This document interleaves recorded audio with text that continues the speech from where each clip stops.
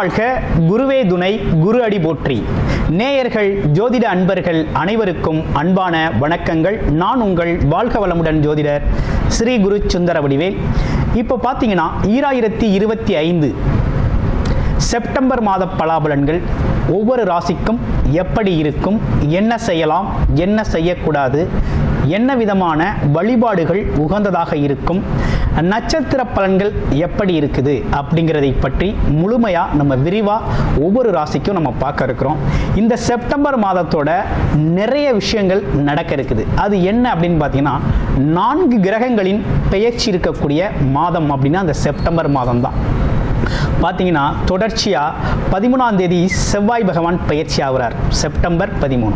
September 14 அப்படிங்கிறது சுக்கிரன் பயிற்சி ஆகிறார். அடுத்து செப்டம்பர் 16 புதன் பகவான் பயிற்சி ஆகிறார்.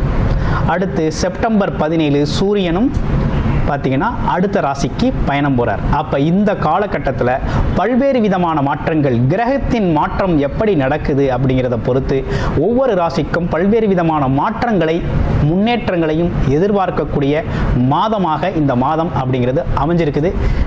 எந்தெந்த ராசிக்கு எப்படி இருக்குது அப்படிங்கிறத விரிவாக தெளிவாக இப்போ நம்ம பார்க்கலாம். இப்போ உங்கள் ராசிக்கு எப்படி இருக்குது அப்படிங்கிறத பார்ப்போம். கும்பராசி காலபுருஷனின் 11வது ராசியாக இருக்கக்கூடிய கும்பராசி அன்பர்களுக்கு இந்த கும்பராசியை பொறுத்த வகையில் பார்த்தீங்கன்னா ராசியிலேயே ராகு பகவான் அமர்ந்து இருக்கக்கூடிய அமைப்போடு இருக்குது. ஒரு வருஷத்துக்கு அப்படி தான். அது மட்டும் இல்லாமல் பாருங்கள், கும்பராசி அப்படின்னால எந்த இடத்துலையும் மதிப்பு மரியாதை அப்படிங்கிற ஒரு விஷயம் தானாகவே தேடி வரக்கூடிய அமைப்பு அப்படிங்கிறது உண்டு. இருந்தாலும் பொறுப்புகள், நிர்வாகத்திறன் பொறுப்புகளில் ரொம்ப முக்கியத்துவம் வைக்கக்கூடியவர்கள், தான தர்மங்கள் செய்யக்கூடிய அமைப்பு அப்படிங்கிறது உண்டு. ஆமாம், எந்த இடத்துக்கு போனாலும் அதோட உயர் மட்டத்தில் இருக்கணும் அப்படிங்கிற ஆசையும், அந்த இலக்கை நோக்கி போகக்கூடிய ஒரு தன்மையும் இயல்பாகவே மனதில் உண்டு. அதே போல் தன்னோட கீழ்நிலை பணியாளர்களுக்கு தேவையான விஷயங்கள்லாம் செய்யக்கூடிய அமைப்பு அப்படிங்கிறது, நடுநிலையாக நடந்துக்கக்கூடிய ஒரு அமைப்பு அப்படிங்கிறதும் உண்டு. இப்படிப்பட்டவங்களுக்கு இந்த காலகட்டத்தில் எப்படிலாம் இருக்குது அப்படின்னு பார்த்தோம்னா, 7.5 சனி பாதிப்பு ரொம்ப படாத பாடுபட்டாச்சு. கும்பராசி அன்பர்களை பொறுத்தவரையில் ரொம்ப கஷ்டப்பட்டாச்சு. என்ன கஷ்டம் அப்படின்னா, நிறைய பேருக்கு வேலை போயிடுச்சு, தொழில் அமைப்புகளில் லாபம் இல்லை, க்ளோஸ் பண்ணுற மாதிரி ஆயிடுச்சு. அடுத்து வியாபாரத்தில் பயங்கர நஷ்டம்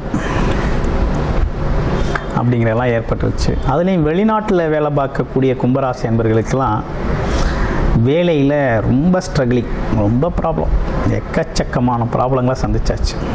ஃபேக்ட்ரி வச்சுருக்கவங்களுக்கே ரொம்ப சிரமங்களை சந்திச்சாச்சு. தொழிலாளர்கள் கிடைக்கல, தொழிலாளர்கள் இருந்தால் இங்கிட்ட ஒப்பந்தங்கள் நடக்கலை. அப்படின்னா என்னென்னா, தேவையான வேலை அப்படிங்கிறது அவங்களுக்கு பிஸ்னஸ் வரல அப்படிங்கிற மாதிரிலாம் ரொம்ப சிக்கல்கள் நடந்து விட்டது. இன்னும் 7.5 சனி முடியலை, அதனால் கருத்தில் வச்சுக்க வேண்டியது அவசியம். அதே நேரத்தில் 2ஆம் இடத்தில் இருக்கக்கூடிய சனி பகவான் ராசிநாதன். அது மட்டும் இல்லாமல் உங்களுடைய ராசிக்கு பார்த்தீங்க அப்படின்னா எப்படி இருக்குது இந்த காலகட்டத்தில் அப்படின்னு எடுத்துக்கிட்டோம் அப்படின்னா, கும்பராசியை பொறுத்த வகையில் ஒரு பக்கம் ரொம்ப சிரமங்களை சந்தித்தாலும் இன்னொரு பக்கம் குரு பகவான் உங்களுக்கு சாதகமான சூழ்நிலையை ஏற்படுத்துகிறார். எப்படின்னா, என்ன நடந்தாலும் அதில் உள்ள பாதிப்புகள் சார்ந்த விஷயத்தில் ஒரு காம்ப்ரமைஸ் பண்ணிக்கிறது மாதிரி குரு பகவான் பார்த்தீங்கன்னா, குருவோட பார்வை அப்படிங்கிறது உங்களுக்கு அமைஞ்சிருச்சு, ரொம்ப சிறப்பாக அமைஞ்சிருச்சு. இப்போ குரு பார்வை பட்டதுனால பல்வேறு விதமான தோஷங்கள் நீங்கிருச்சு. ஏன்னா சனி பகவானால் ஏற்படக்கூடிய பாதிப்புகளும் குறைஞ்சிருச்சு, மற்ற கிரகங்களால் ஏற்படக்கூடிய சிக்கல்களும் குறைஞ்சிருச்சு. அப்போ இந்த காலகட்டம் அப்படிங்கிறது உங்களுக்கானதாக இருக்குது. அப்போ எடுக்கிற முயற்சிகள் வெற்றி தருமா அப்படின்னா, பல்வேறு விதமான சிந்தனைகள், எதையுமே பிரம்மாண்டமாக யோசிக்கக்கூடிய ஆற்றல் நமக்கு இருக்குது. எதை செஞ்சாலும் பெருசாக செய்யணும், எங்கே வேலைக்கு போனாலும் பெரிய ஜாபில் போய் உட்காரணும், ஆமாம், எதை பண்ணாலும் நேர்த்தியாக பண்ணணும் அப்படிங்கிறது நம்மளோட அமைப்பு. வெளிநாடு வெளியூர் போகணும் அப்படின்னா ரொம்ப நல்லாயிருக்கும். ஐடி செக்டார் துறையில் வேலை பார்க்குறவங்க அல்லது வெளிநாட்டில் வேலை பார்க்கணும் முயற்சி செய்கிறவங்க எல்லாருக்குமே நல்லா இருக்குது. வெளி ஆளுங்களோட தொடர்புகளால் நீங்கள் முன்னேறுவீங்க. மாற்று மொழி பேசுகிறவங்களால் உங்களுக்கு வந்து உதவிகள் கிடைக்கும். வேறு லாங்குவேஜ் பேசுகிறவங்களால உங்களுக்கு உதவிகள் கிடைக்கும்.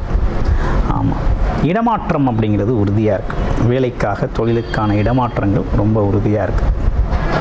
அது மட்டும் இல்லாமல் முயற்சிகள் கை கொடுக்கும். இனிமேலுக்கு எந்த முயற்சி எடுத்தாலும் உங்களுக்கு அந்த முயற்சிகளில் வெற்றி கிடைக்கும் அப்படிங்கிற நல்ல அமைப்பு இருக்குது. இதில் ஒரு முக்கியமான விஷயம் என்னென்னா, 7ஆம் இடத்துல கேதுவும் 7ஆம் அதிபதியும் அங்கேயே இருக்கிறாங்க. இப்போ என்னென்னா, ஃபேமிலி செக்டாரில் தான் நம்ம கொஞ்சம் கவனமாக இருக்கணும். ரிலேஷன்ஷிப்பில் தான் ரொம்ப கவனமாக இருக்கும். கணவன் மனைவி, நண்பர்கள், அப்பா அம்மா, அண்ணன் தங்கை, தம்பி, இப்படிப்பட்ட உறவுகளில் கொஞ்சம் பார்த்து கவனமாக இருக்கணும். வீண் விவாதங்கள், அதே நேரத்தில் கொஞ்சம் விட்டு கொடுத்து போகணும். போக வேண்டிய அவசியம் இந்த செப்டம்பர் மாதம் முழுக்கவே இருக்குது. கொஞ்சம் பொறுமையாக தான் போகணும். ஏன்னா பல்வேறு விதமான ஏச்சு பேச்சுக்கள் வரும்.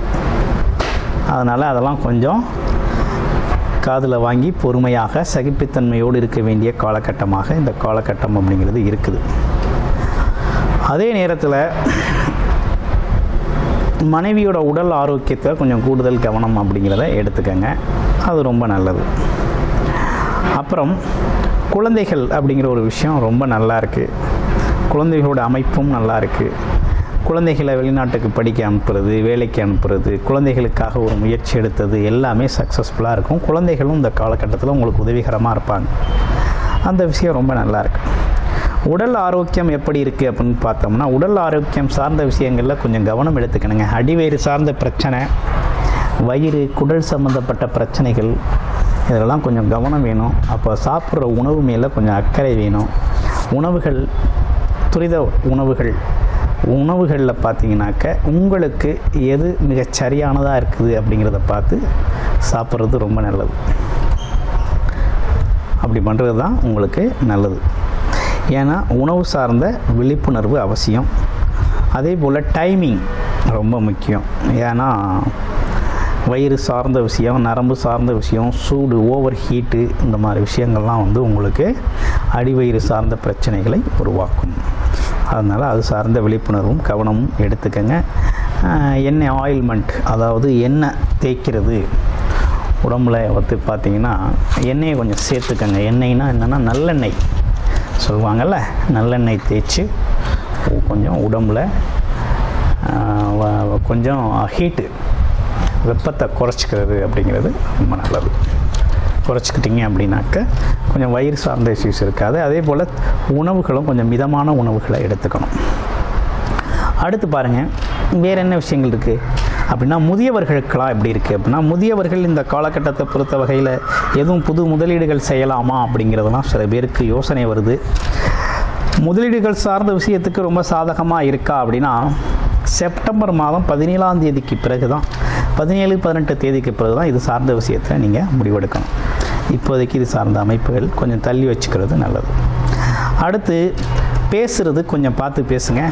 கும்பராசினியர்கள் கொஞ்சம் பார்த்து பேசணும். ஏன்னா வார்த்தைகள் அப்படிங்கிறது பார்த்திங்கன்னா, என்ன முடியுமோ அதை சொல்லுங்கள், முடியாததை முடியாதுன்னு சொல்லிடுங்க.